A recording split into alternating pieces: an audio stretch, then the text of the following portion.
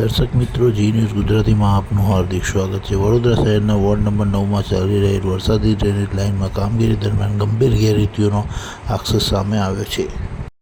નોંધ: અમારું કાર્ય જનહિતના પ્રશ્નો અને હકીકતોને સરકાર તથા જવાબદાર તંત્ર સુધી પહોંચાડવાનું છે। આ રજૂઆત સ્થાનિકો દ્વારા કરવામાં આવેલા આક્ષેપોના આધારે તૈયાર કરવામાં આવી છે અને સંબંધિત તંત્ર દ્વારા તપાસ બાદ હકીકત સ્પષ્ટ થશે। ડ્રેનેજની લાઇનમાં અંદર ઈંટો મૂકી ચણતર કરવામાં આવ્યું છે। આ સંબંધિત વોર્ડના અધિકારી સ્થળ પર હાજર હોવા છતાં પણ કામ બંધ કરવામાં આવ્યું ન હતું પણ જણાવવામાં આવી રહ્યું છે।